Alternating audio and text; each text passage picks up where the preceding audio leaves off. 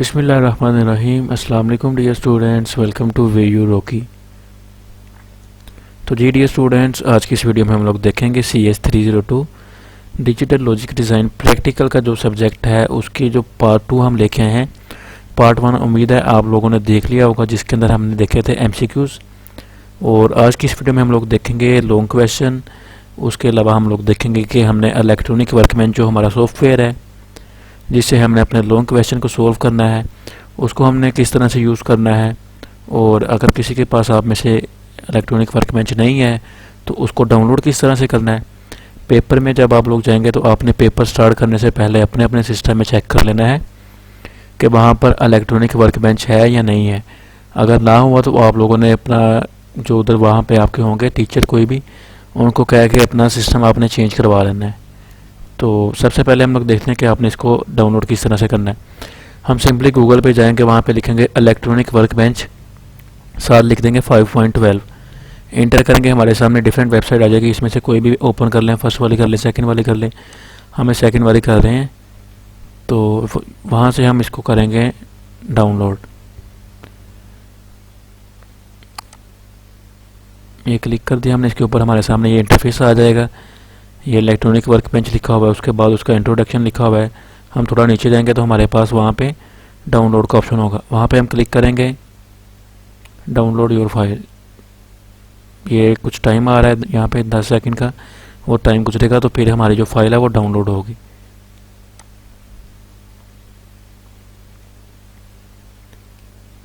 तो ये हमने डाउनलोड पे क्लिक कर दिया।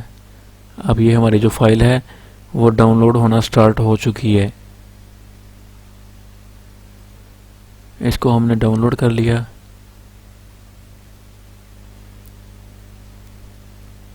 तो जैसे ही हमारी फाइल डाउनलोड कंप्लीट हो जाएगी तो हम उसको ओपन करेंगे, हमारे सामने इस तरह का इंटरफेस आ जाएगा।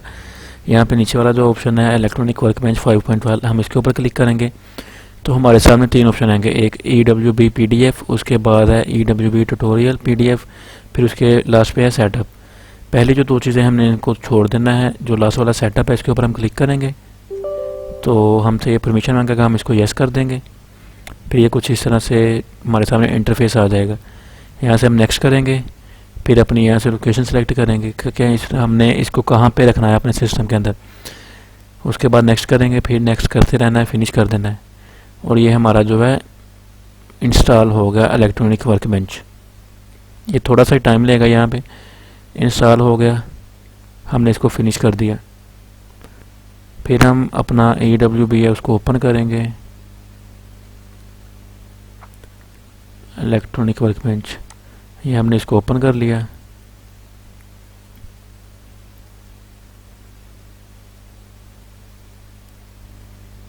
तो जैसे ही हमारी फाइल डाउनलोड होगी हम उसको इंस्टॉल करके अपने इलेक्ट्रॉनिक वर्कबेंच को ओपन करेंगे।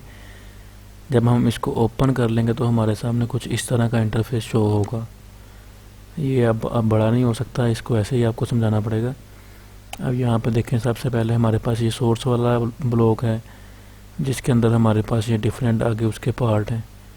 उसके बाद हमारे पास बेसिक है, उसके बाद डायोड है, ये वाले 3-4 हमने यूज़ नहीं करने। उसके बाद ये यूज़ करना है हमने लॉजिक गेट वाला, उसके बाद डिजिटल वाला इंडिकेटर्स है, फिर हमारे पास कंट्रोल है, और लास्ट वाला हमने यूज़ करना है ये क्या था, इंस्ट्रूमेंट वाला।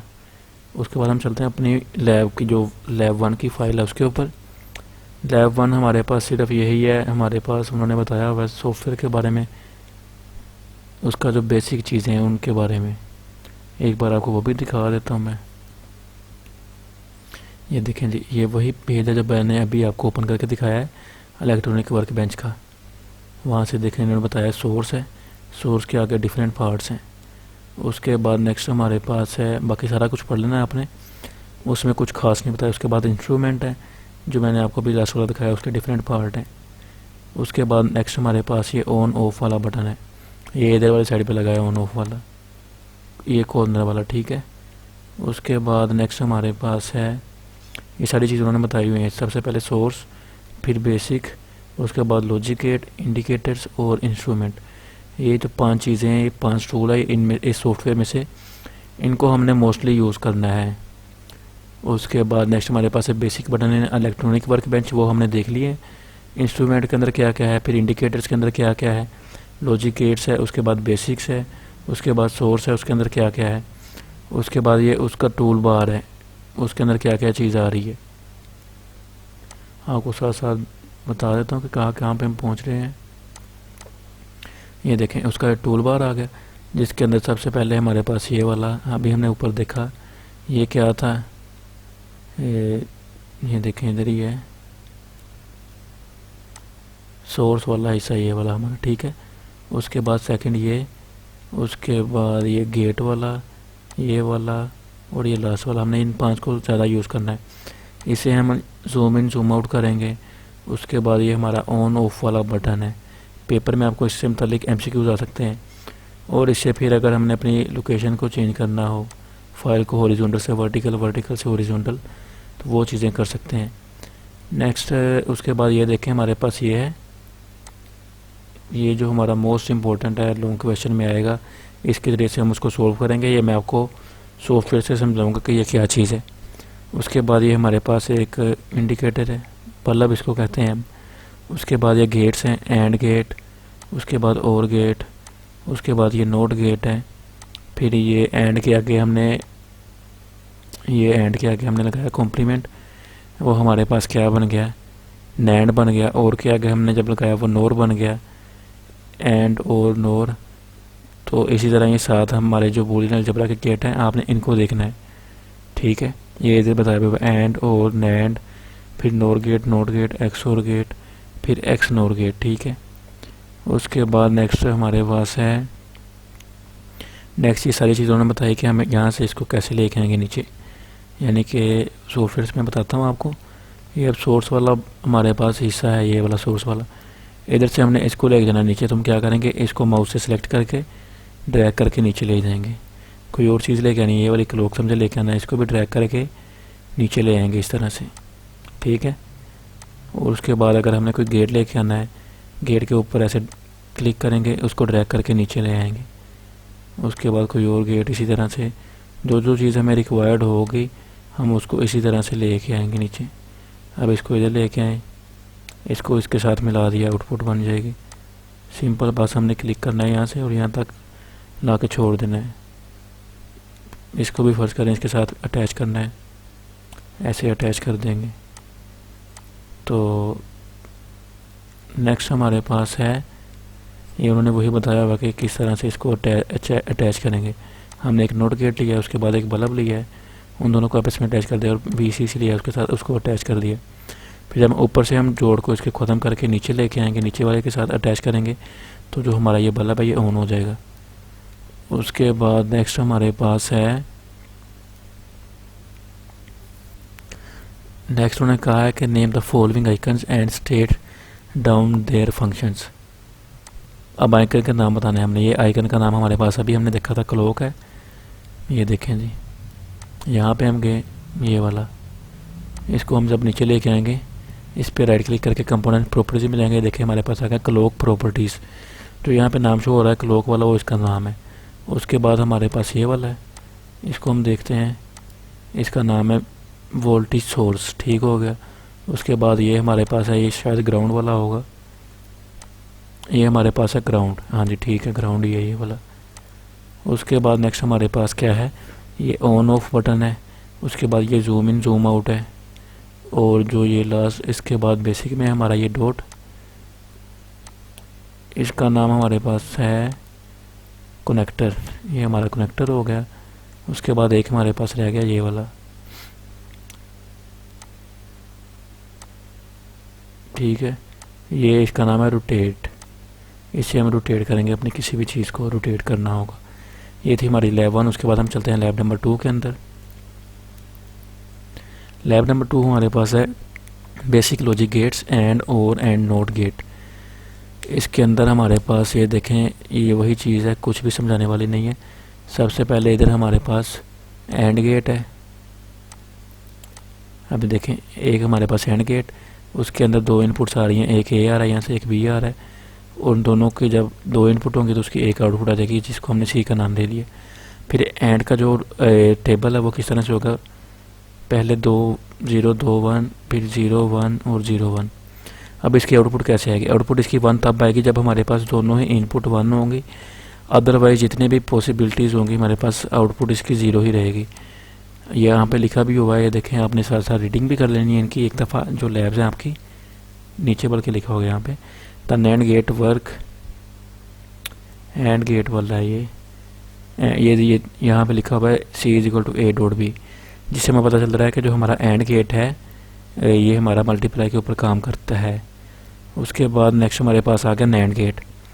नैंड सारा एंड ही है, सिर्फ फ़र्क इतना है कि उसका जो आंसर आया था ना, ये वाला आउटपुट थी, हमने इसको सिर्फ चेंज करना, जहाँ 0 है वहाँ 1 कर दिया, जहाँ 1 है वहाँ पे 0 कर दिया। मतलब कि जो हमारे पास आंसर आएगा उसका कॉम्प्लीमेंट लेंगे। ये देखें C=A.B, उसका ऊपर कॉम्प्लीमेंट लगा हुआ है। उसके बाद हमारे पास है और एंड नॉर गेट। और गेट में क्या होगा, दो चीज़ें आपस में प्लस होंगी, C=A+B, ये और गेट का सैंपल है। उसके बाद इसमें 2 इनपुट आ रही हैं, आउटपुट एक आ रही C। और इसके अंदर जो आउटपुट हमारी किस तरह से आएगी, जब हमारे पास इनपुट में कोई एक भी इनपुट 1 होगी ना, तो उसकी आउटपुट जो है 1 आएगी। जब दोनों 0 होंगे तो जवाब 0 आएगा। फर्स्ट करें ये कैसे हमारे पास आ रहा है, अब हमने इसको सोल्व करना है, ठीक है, 0 और 1 को। अब आपको पता है और गेट का जो सिंबल होता है वो कौन सा है, प्लस। 0 + 1 किया तो हमारे पास जवाब क्या आया, 1 आ गया। इसी तरह हमारे पास ये 1 आ जाएगा। उसके बाद नॉर गेट है, हमने इसी तरह जैसे लिया था एंड का लेके कॉम्प्लीमेंट एंड बना था, इसी तरह हम जब और का लेंगे कॉम्प्लीमेंट तो हमारे पास नॉर बन जाएगा, ठीक है। ये देखिए C=A+B का कॉम्प्लीमेंट। नेक्स्ट हमारे पास है NOT gate. NOT gate this is simplest gate, it is just inverter the input, if the input is high output will be low and conversely. यानी कि इसका मतलब है कि अगर हमारे पास आउटपुट लो होगी तो उसको हाई कर देगा, हाई होगी तो उसको लो। ये देखें हमारे पास इनपुट ए है, ए की वैल्यू 0 है, इसने आउटपुट उसकी दी 1। अगर इनपुट होती हमारी 1 तो वैल्यू आनी थी इसकी आउटपुट की 0। नेक्स्ट हमारे पास वो कह रहे हैं कि the NAND AND NAND gate, हमने नैंड और एंड गेट को आपस में अटैच करना है, हमने ड्रा करना है इसको। हम सिंपली इसको इसके साथ अटैच कर देंगे, उसके बाद इसके साथ अटैच करेंगे और इसको यहाँ पे अटैच कर देंगे। और उसके बाद वो कह रहे हैं कि to circuit and fill the truth table, हमने उसके बाद टेबल को भी फिल करना है। अब ये देखें हमारे पास 0 और 0 है, जहाँ पे 0 0 आएगा एंड गेट में वहाँ पे 0 ही रहेगा। 0 1 आएगा, वहाँ पे भी 0 आ गया। उसके बाद 1 0 आया, वहाँ पे भी 0 आ गया।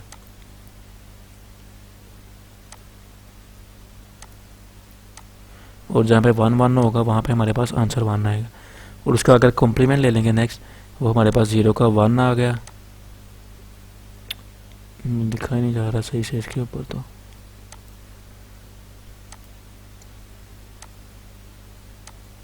ये देखें यहाँ पे आ गया हमारे पास 1, ये भी 0 है, ये 1 आ गया, ये भी 0 है, 1 आ गया और 1 का आ गया 0, ठीक है। उसी तरह ये हमारे पास सेकंड जो है, इनको हमने मिलाना है यहाँ से, ठीक है। अब आपको मैं सॉफ्टवेयर से नहीं बता रहा, वहाँ पे आपने कर लेना, बल्कि आपको एक बार मैं करके दिखाई देता हूँ। ये देखें जी, इसको हमने कर दिया ख़त्म। ये दो चीज़ें हमारे पास ऑलरेडी यहाँ पर है। यहाँ पे हम लेके आएंगे एक एंड गेट को, उसके बाद एक हमें चाहिए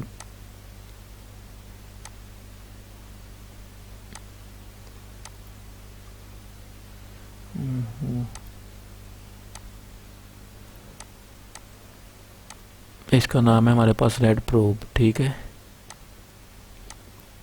उसके बाद हम इसको कर लेंगे ओके, हो गया।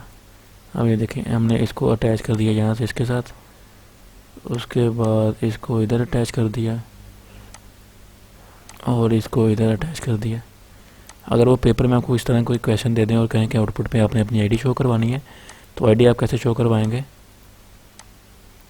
यहाँ पे आपने सिंपली इसके ऊपर कंपोनेंट प्रॉपर्टीज पे क्लिक करना है।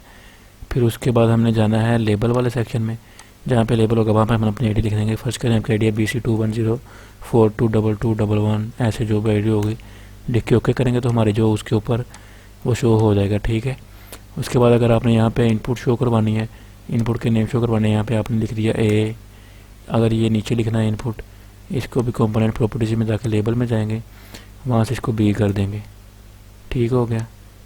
उसके बाद आपको एक और चीज़ बताऊँ, ये हमारे पास इसमें नंबर ऑफ इनपुट दो हैं। अगर हमने इसकी क्वांटिटी चेंज करनी हो, हम इधर आएंगे, उसके बाद नंबर ऑफ इनपुट यहाँ से हम सेलेक्ट करेंगे 4 5 जितने भी हमने करने होंगे। हमने फर्स्ट करें 4 कर दिया, ओके कर दिया, तो देखिए हमारे पास नंबर ऑफ इनपुट यहाँ पर 4 बन जाएंगे। उसके बाद नेक्स्ट हमारे पास ये उसी तरह ही है। फिर उन्होंने कहा है कि and node combination.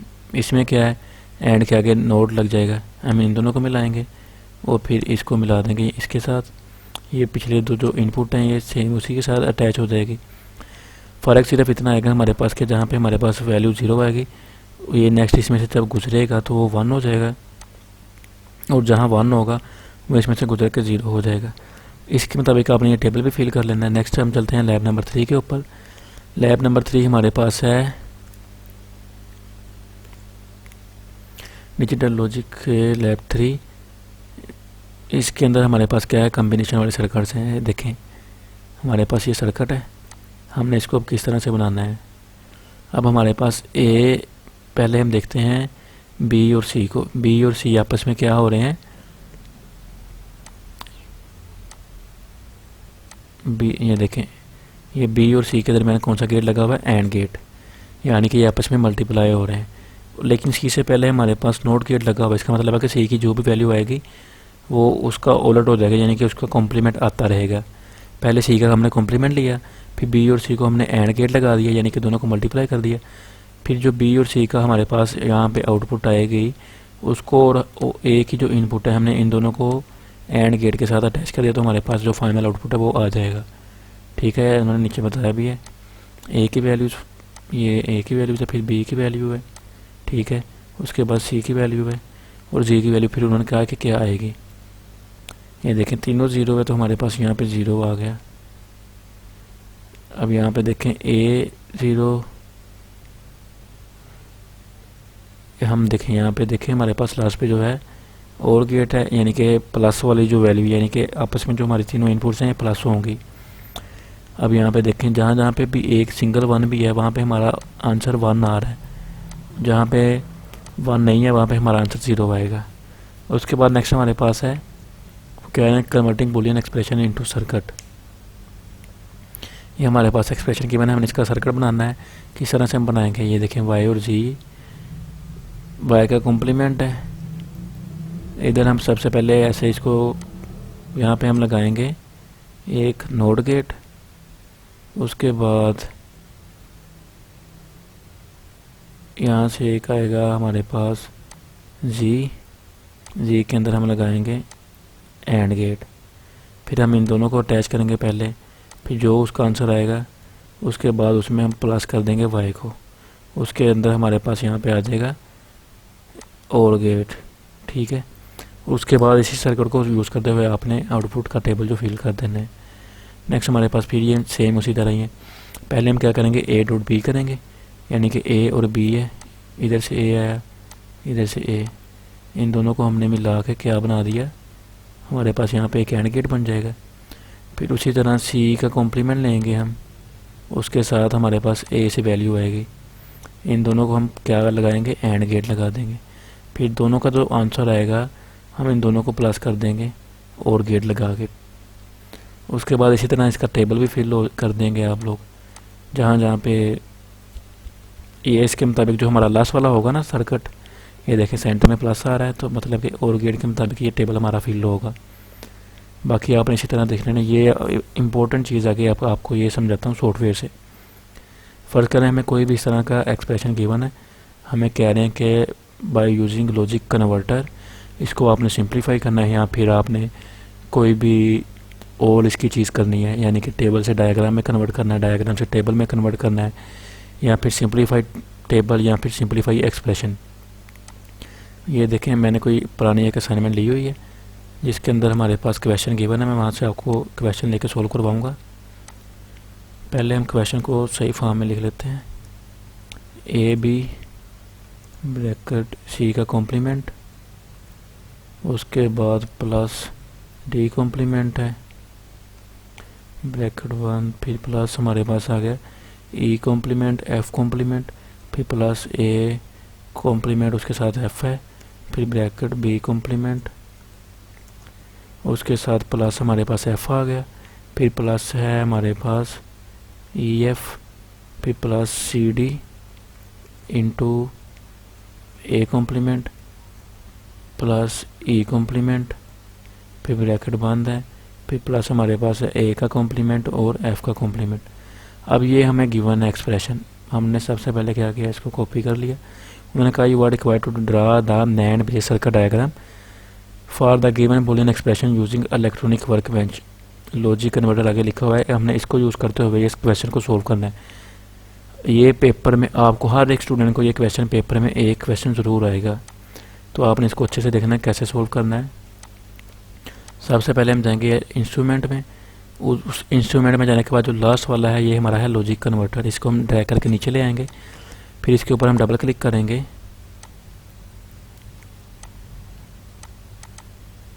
Double click करके हमारे पास ये बॉक्स एक ओपन हो रहा है, लेकिन ये अब हमें एरर दे रहा है, सही से शो नहीं हो रहा। अब यहाँ पे देखें हम अपना एक्सप्रेशन कर देंगे, पेस्ट किया हमने, जैसे ये देखें इधर हमने ये चीज़ हमारी वहाँ पे ओपन हो जाएगी। हमने यहाँ पे अपना एक्सप्रेशन को पेस्ट कर दिया। अब फ़र्ज़ करें हमने जाना है एक्सप्रेशन टू टेबल, हम फिर इस वाले पे क्लिक करेंगे, एक्सप्रेशन टू एंड गेट, फिर हम इस पर क्लिक करेंगे एक्सप्रेशन टू नैंड गेट, ये लास्ट वाला है। हम यहाँ पे करके ये लास्ट वाले पे हमने क्लिक किया, ये देखें हमारे पास बन गया एक पूरे का पूरा। ये सॉफ्टवेयर में एरर थोड़ा थोड़ा आ रहा है जिससे ये कंप्लीट शो नहीं करवा रहा, लेकिन तरीका आप लोगों ने यही फॉलो करना है। अब देखें यहाँ पे आ गया हमारे पास, ये हमारा नैंड बेस सर्किट बन गया। उसके बाद हम क्या करेंगे, हमारे पास ये जितने भी नंबर्स ऑफ इनपुट हैं हमने उसको इधर मिला देना है, इसके साथ अटैच कर देना है वायर्स को, ठीक है। इसी तरह हमने सब कर लेना, मैं आपको सिर्फ 2 करके दिखा रहा हूँ। और उसके बाद जो हमारा लास्ट वाला होगा ना, दूसरी साइड वाला ये वाला कॉलम, इस वायर को आपने मिला देना है आउटपुट के साथ, आउटपुट की वायर के साथ। इस तरह का पेपर में आपको क्वेश्चन एक ज़रूर आएगा, हर एक स्टूडेंट को आएगा। आपने इस तरह से इसको सिंपल करना है सोल्व, तो इसमें कोई भी मुश्किल चीज़ नहीं है। फिर इसके बाद आपने इसका स्क्रीनशॉट लेना है, ठीक है, तो आपने जाके इसको पेस्ट कर देना अपने पेपर वाली जगह में। उसके बाद ये देखें नेक्स्ट हमारे पास है, फिर हम इस पर अगर क्लिक करें, हमारे पास यहाँ पे एक्सप्रेशन लिखा हुआ था। अब फ़र्ज़ करें हमने ये देखें हमारे पास आ गया ये वाला। हमने अब नैंड गेट से जाना है टेबल के अंदर, हम सबसे पहले वाले पे क्लिक करेंगे, फिर यहाँ पे हमारे पास टेबल शो होगा। अब इस सॉफ्टवेयर में थोड़ा एरर आ रहा है जिसकी वजह से ये शो नहीं हो रहा, लेकिन जब आप लोग क्लिक करेंगे तो ये शो होगा वहाँ पे, ठीक है। इसी तरह नेक्स्ट आपने इसको सोल्व कर लेना है। उसके बाद ये फिर हमारा पिछला ही क्वेश्चन पिछली तरह के गिवन है, बी के ऊपर नोड गेट लगा हुआ है, फिर पहले ए और सी आपस में प्लस हो रहे हैं, फिर ए बी और सी तीनों आपस में क्या हो रहे हैं, मल्टीप्लाई, एंड गेट लगा हुआ है यहाँ पे। तो बाकी आपकी कोई भी चीज़ ज़्यादा इम्पोर्टेंट नहीं है, जो मैंने आपको अभी बताया ना ये वाला लॉजिक कन्वर्टर वाला, ये आपकी सब के लिए ही इम्पोर्टेंट है, ये आपको लाजमी आएगा पेपर में, आपने इसको अच्छे से कर लेना है। और अगर आपको भी वो कहे कि इसको आपने सिंप्लीफाई करना है, मज़ीद सिंप्लीफाई करना है इस नैंड गेट को, फिर आप क्या करेंगे, यहाँ से पहले टेबल में आएंगे, फिर टेबल से आप आएंगे सिंप्लीफाइड एक्सप्रेशन में, फिर सिंप्लीफाइड एक्सप्रेशन को आप कॉपी करके यहाँ पे पेस्ट करेंगे, उससे फिर आप दोबारा नैंड बेस में क्लिक करेंगे तो आपका वो नैंड में कन्वर्ट हो जाएगा, ठीक हो गया। नेक्स्ट हमारे पास है, चलते हैं हम नेक्स्ट अपनी लैब 4 के ऊपर। बाकी कुछ खास चीज़ें नहीं है समझाने वाली, बस आप लोगों ने एक दफ़ा सबको रीड कर लेना लैब्स को, बाकी आप इसमें से एमसीक्यूज़ आएंगे आपको, वो आपने देखने हैं। ये डी मॉर्गन थ्योरी है, ये कब हुआ था, ये एमसीक्यूज़ आ सकता है आपको। उसके बाद डी मॉर्गन के कुछ रूल है, ये कम्यूटेटिव लॉ है, associative law, distributive law, identify law, ये एमसीक्यूज़ के लिए मोस्ट इम्पोर्टेंट है, आपको एमसीक्यूज़ में ये ज़रूर आएंगे। ये देखें a + b = b + a हो, तो ये हमारे पास कौन सा लॉ है, पेपर में आपसे इस तरह से वो पूछेंगे। ये हमारे पास है कम्यूटेटिव लॉ। इसी तरह बाकी भी आपने सारे लॉज देख लेने हैं। उसके बाद डी मॉर्गन थ्योरम है, ये आपने देख लेना है कि अगर हमारे पास 2 चीज़ें आपस में प्लस हो रही हो, उनका फुल कॉम्प्लीमेंट होना दोनों का इकट्ठा, तो वो आपस में अलग अलग कॉम्प्लीमेंट हो जाएगा और वो दोनों चीज़ें आपस में मल्टीप्लाई हो जाएंगी। अगर दोनों मल्टीप्लाई हो रही होंगी तो वो अलग अलग होके आपस में ऐड हो जाएंगी। बस यही था इस लैब में। उसके बाद लैब 6 है हमारे पास, जिसके अंदर हम देखते हैं कि क्या है। उसके अंदर भी डी मॉर्गन थ्योरी है। उसके बाद सारी रीडिंग के लिए आपको दिया हुआ है यहाँ पे, ठीक है। उसके बाद सारे गेट आपको बताए हुए हैं, एंड और नोट। उसके बाद उन्होंने आपको बताया हुआ कि अगर हमने डिफरेंट एंड को मिला के एक और बनाना हो तो वो किस तरह से बनाएंगे। ये सारा कुछ आपने रीड कर लेना है, ठीक है। और आपने देख लेना है कि अगर ये देखें, ये 3 एंड गेट को मिला के हमारे पास कौन सा गेट बन रहा है, 3 नोट को मिला एंड को मिला के क्या बन रहा है हमारे पास। ये सारा कुछ आपके MCQs के लिहाज से इंपॉर्टेंट है, सिर्फ आपने इसको रीड करना है और इसमें समझाने वाली कोई भी चीज़ नहीं है। ये देखें, ये फिर से हमारे पास आ गया है। तो ये क्वेश्चन आप लोगों ने अच्छे से देखना है, समझना अच्छे से। मैं आपको एक बार फिर बता देता हूँ ये वाला कि हमने इसको किस तरह से करना है। ये देखें, हम जहाँ यहाँ पे आएंगे इंस्ट्रूमेंट के अंदर, वहाँ से हम लेके आएंगे लॉजिक कन्वर्टर। इसके ऊपर डबल क्लिक किया हमने, हमारे सामने एक बॉक्स आ जाएगा। बॉक्स पे हम करेंगे अपनी वैल्यू को पेस्ट करेंगे। उसके बाद क्लिक कर देंगे नैंड बेस वाले सर्किट पे, या जो भी सर्किट हमने बनाना होगा। फिर ये देखें, पूरे का पूरा सर्किट बन के हमारे पास आ गया। कुछ सेकंड लगे हैं सिर्फ। फिर हमने इनपुट वायर को मिला देना है इसके साथ, जो हमारी इनपुट्स वायर होंगी, और जो आउटपुट्स वायर होंगी हमने उसको आउटपुट के साथ मिला देना है। तो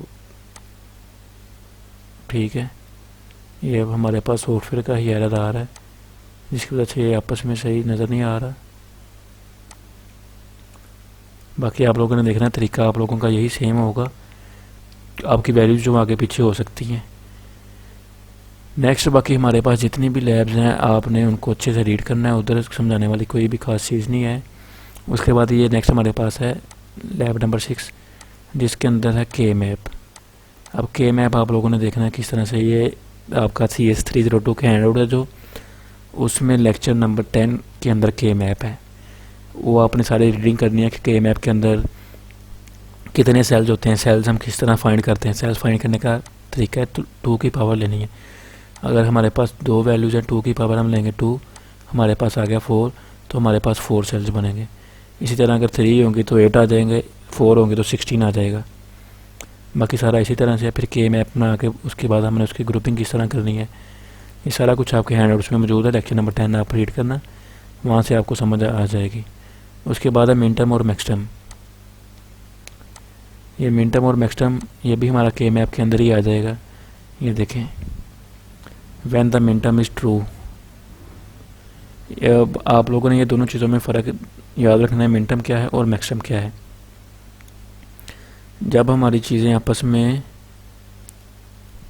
ये देखिए सम ऑफ मिनटर्म लिखा हुआ है। सम ऑफ मिनटर्म में हमारे पास क्या होगा, मिनटर्म का सम आ रहा है, सम ऑफ प्रोडक्ट। इसको हम सम ऑफ प्रोडक्ट भी कहते हैं, मतलब कि हमारे पास सम होगा किसका, प्रोडक्ट वाली वैल्यूज़ का। ये देखिए नीचे दिया हुआ है, ये आपस में प्रोडक्ट है, मल्टीप्लाई हो रहे हैं, ये भी मल्टीप्लाई हो रहा है, ये भी मल्टीप्लाई हो रहे हैं। फिर ये सारी आपस में क्या हो रही हैं, ऐड हो रही हैं। ये ऐड का, ये ऐड का, यानी कि ये सम है प्रोडक्ट वाली टर्म का। उसके बाद ये मैक्सटर्म है, इनको भी आपने देख लेना है। मिनटर्म और मैक्सटर्म क्या होते हैं, इनका टेबल गिवन है यहाँ पे। ये देखिए, when the minterm is true, जब तीनों ज़ीरो है हमारे पास, वो आ गया M0, फिर M1, M2, M3, M4। ये 0 और 1 कैसे वैल्यू आई, ये देखें हमारे पास जहाँ पे बार होगा वहाँ पे हमारे पास मिनटर्म के अंदर वैल्यू आएगी 0, और जहाँ पे बार नहीं होगा, ये देखें यहाँ पे जी का बार नहीं है, यहाँ पे हमारी वैल्यू आ गई 1, ठीक है। और इसकी आईडी हम ले लेंगे M0 से M7 तक। उसके बाद हम चलते हैं मैक्सटर्म के अंदर। मैक्सटर्म में हम क्या करेंगे, जहाँ पे हमारे पास बार नहीं होगा वहाँ पे 0 आएगा, और जहाँ पे बार होगा वो हमारे पास 1 आ जाएगा, यानी कि ये उसका उलट है। और जो इसकी आईडी है उसके अंदर इसके जो वर्ड्स हैं वो भी कैपिटल में आएंगे। नेक्स्ट हमारे पास इस लैब में बस यही था। बाकी आपने ये सारा कुछ रीड आउट कर लेना है एक दफ़ा। नेक्स्ट हमारे पास फिर जो बाकी लैब्स हैं, लैब 8 है, इसके अंदर भी सारा हमारे पास एंड और गेट वाला ही है। उसके बाद एक टेबल गिवन है इसका। लैब 9 के अंदर भी हमारा कुछ भी बाकी चीज़ें कुछ भी इम्पोर्टेंट नहीं है आपके लिए। बाकी आगे जो है इसमें से सिर्फ MCQs आपको आ सकता है, आपसे वो वैल्यूज़ वगैरह पूछ सकते हैं, यहाँ पे कितने बिट का होता है। तो बाकी जो समझाने वाली चीज़ें थी मैंने आपको समझा दी हुई है। सिर्फ वही आपको जो एक क्वेश्चन है लॉजिक कन्वर्टर वाला वो आएगा, उसके अलावा आपको के मैप आ जाएगा। तो लॉजिक कन्वर्टर वाले आपको 2 क्वेश्चन भी पेपर में आ सकते हैं। बाकी सारे आपने ये अच्छे से करने हैं। ये देखिए एंड गेट है, इसकी स्पेसिफिकेशन क्या है, IC7408, क्वांटिटीज़ की 2, उसके बाद 2 bit magnitude comparator using basic gates. ये आपने देखना है, ये सिर्फ आप लोगों ने रीड आउट करना है, पेपर में आपको इतनी मुश्किल चीज़ें नहीं आएंगी। और ये वाला आ गया के मैप हमारा, अगर आप लोग लेक्चर रीड करेंगे आपको अच्छे से समझ आ जाएगी। ये हमारा के मैप है, उसके अंदर फिर हमने ग्रुपिंग किस तरह से करनी है। ये देखें जहाँ जहाँ पे हमारे पास 2 या 4 होंगे ना वैल्यूज़, ये 4 1 थे, हमने इसको इस तरह से ग्रुप बना दिया। फिर 4 के बाद 2 बन सकते हैं, ये हमारे पास 2 आ रहे हैं। हम इन दोनों को भी अलग अलग 2 बना सकते थे, लेकिन जब एक बार बन जाए उसको हम दोबारा अलग से यूज़ नहीं करेंगे। उसकी अगर कोई एक आधी वैल्यू आएगी तो उसको हम दोबारा से बना लेंगे। उसके बाद इस तरह से भी ग्रुप बन जाएगा, एक ये 1 इधर से आ रहा है और दूसरा 1 ये इधर से आ रहा है, ठीक है। तो अगर आपको ये समझ नहीं आती इसकी हैंड आउट से, तो आप लोग मेरी असाइनमेंट वाली जो वीडियो है वो देख लेना, उसके अंदर मैंने आपको क्यून मैक्रेसी मेथड बताया हुआ, के मैप भी उसके अंदर आपको बताया हुआ है, वहाँ से आपको समझ आ जाएगी। मेरे चैनल पे जाएंगे तो वहाँ पे आपको वीडियो मिल जाएगी। बाकी जो नेक्स्ट ये सारा कुछ है, ये 2-3 लैब्स हैं, इसमें से JK फ्लिप फ्लॉप हो गया, ये सारा कुछ आपके MCQs के लिए है, या फिर आपके जो थ्योरी का पेपर होगा उसके अंदर ये स्टेट डायग्राम भी इम्पोर्टेंट है, ये आपको थ्योरी में आ जाएगा लॉन्ग क्वेश्चन। उसके बाद ये जो टेबल है इसमें से आपको MCQs आएगा कि जब QT+1 की वैल्यू 0 होगी और J की वैल्यू 0 होगी तो हमारे पास K की वैल्यू क्या आएगी। उसके बाद नेक्स्ट हमारे पास लास्ट लैब है, लैब 16, जिसके अंदर हमारे पास है serial in serial out, serial in parallel out, parallel in serial out और पैरेलल इन पैरेलल आउट। ये सारे आपने रीड कर लेना है, इसमें से MCQs आएंगे आपको और कोई भी चीज़ नहीं आएगी। इम्पोर्टेंट आपका वही था जो असाइनमेंट वाला आपका क्वेश्चन था। उसके बाद आप लोगों ने ये जो सॉफ्टवेयर है आपका, इसमें से भी आपको MCQs आएंगे, वो आपसे सिंबल देंगे इस तरह, वो आपसे पूछेंगे इसका नाम बताएं क्या है। तो आप लोगों ने क्या करना है, सिंपली आपने सॉफ्टवेयर ओपन कर लेना है, वो सिंबल यहाँ पे लेके आएंगे, उसकी कंपोनेंट प्रॉपर्टीज में जाके यहाँ से उसका नाम देख लेंगे, ये लिखा हुआ है DC current source, DC current source इसका नाम है। तो इस तरह से आप लोगों ने कर लेना है अपना पेपर सोल्व। उम्मीद है आज की वीडियो की आज की वीडियो जो है आपके लिए अच्छी होगी, आपको समझ आ गई होगी। फिर भी अगर किसी स्टूडेंट का कोई क्वेश्चन हो या कोई क्वेश्चन आपको समझ ना आ रहा हो तो आप लोग मेरे से व्हाट्सएप पर रब्ता कर सकते हैं या फिर कमेंट सेक्शन में पूछ सकते हैं, तो मैं आपकी हेल्प ज़रूर करूँगा। तो मिलते हैं अपनी नेक्स्ट वीडियो में, तब तक के लिए अपना ख्याल रखिए। अल्लाह हाफ़िज़।